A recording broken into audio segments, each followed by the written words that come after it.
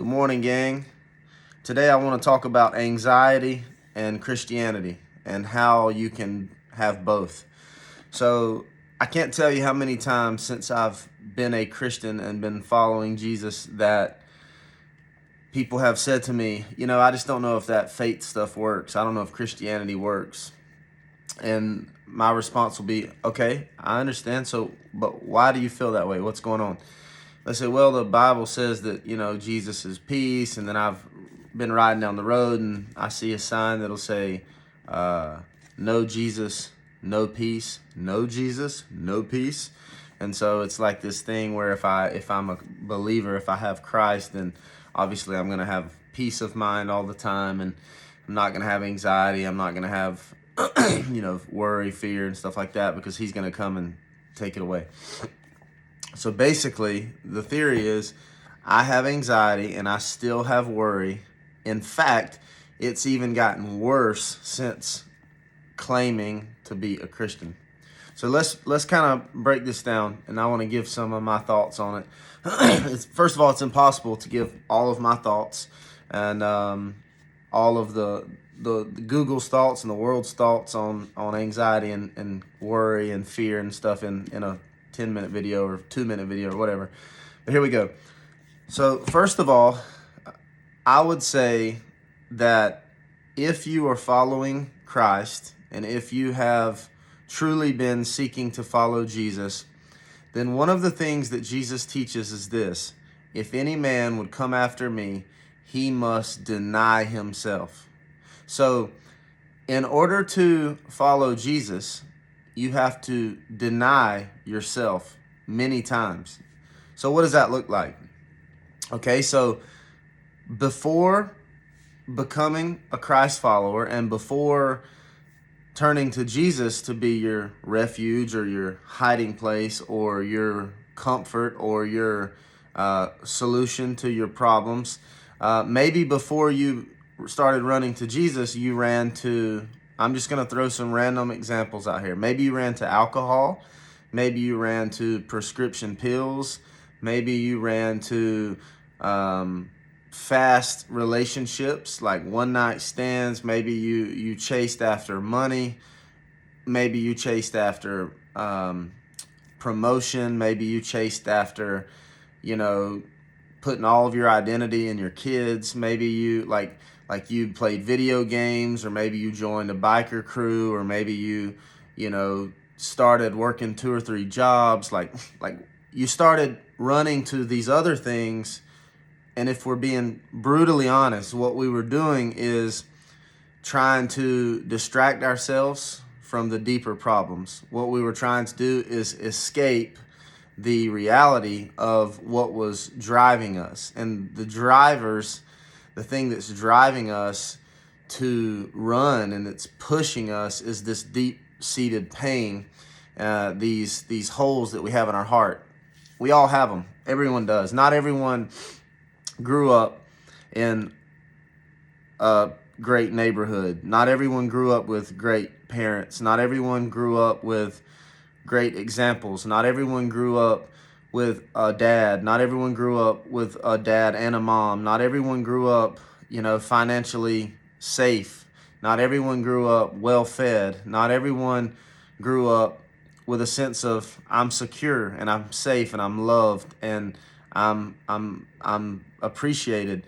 In fact, many people, and it's disgusting to me to see the statistics on just how many children are hurt and abused and sold and walked away from, and spouses are walked away from and mistreated and abused and beaten, and you think, well, man, you're being extreme. No, really, just Google it. Google the statistics. Look it up for yourself.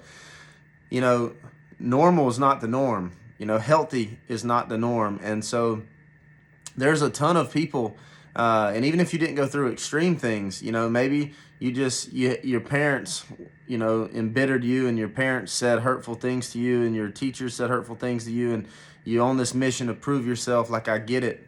We all, look, here's the thing. The deep-seated, deep-rooted pains that we have push us. They push us. And why do I bring all of this up? Because those things become our vices. Those things become our hiding places. Those things become our escape, basically. And here's what Jesus is going to ask you to do. And it's going to produce a lot of anxiety, aka fear. And here's what he's going to ask you to do.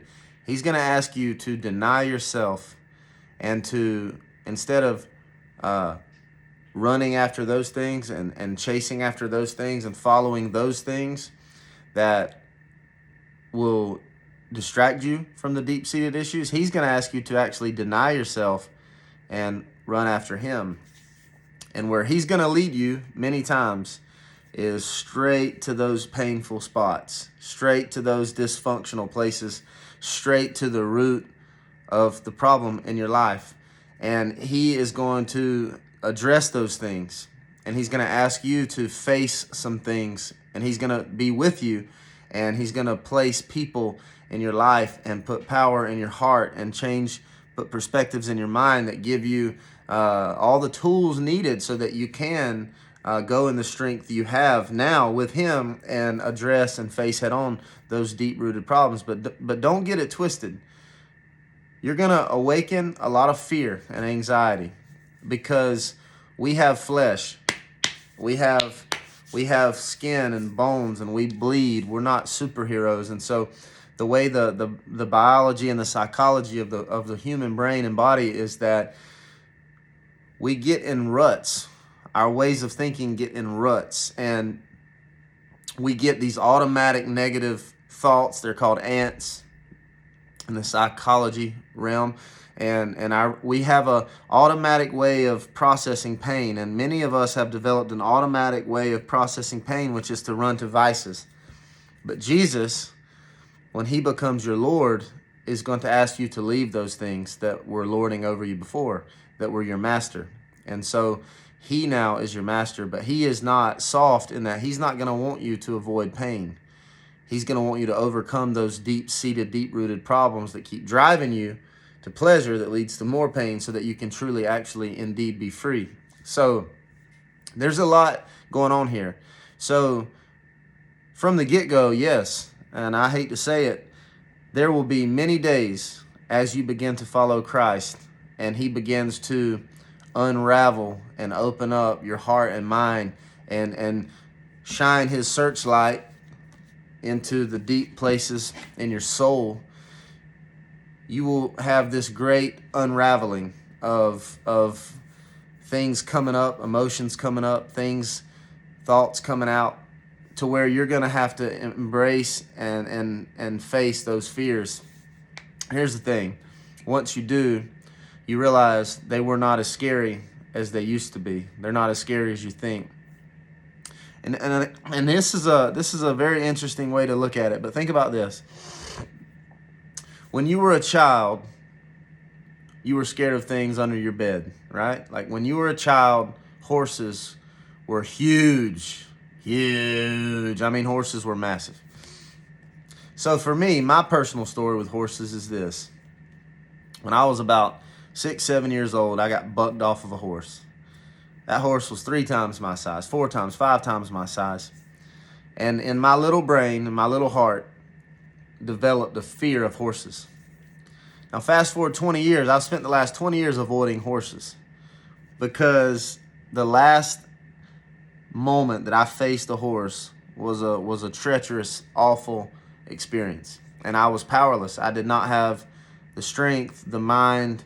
I couldn't protect myself. And because of that, I had avoided horses all my life. But not too long ago, I was traveling and I was put in a situation where I needed to either get on a horse and ride up a mountain so that I could catch a bus home, or I was going to be stuck in a foreign land. So I decided, you know what, I'm gonna get on a horse, a donkey. I think it was actually like a small horse, maybe a mule or a donkey. Anyways, I got on the horse and I'm like, man, this is fun. This is different. I'm big as the horse, son. I'm big as the house, baby. You know? And my mind's different. I'm in control of my. That's different. It's different now. This monster, this horse it doesn't have power over me. anymore. Actually, I'm controlling this. So here's the thing. A lot of things happened to us when we were children. A lot of things happened to you maybe when you were a child that you could not control. Your little mind and your little heart couldn't understand. People were not there to protect you. People didn't do the right thing by you. And for years and years and years, you've ran in fear from a lot of those things that caused you pain. Now, listen, this is where it's going to take a little faith and a little trust in your friend, me, hopefully. But look, you're grown now. You know, you're the adult now.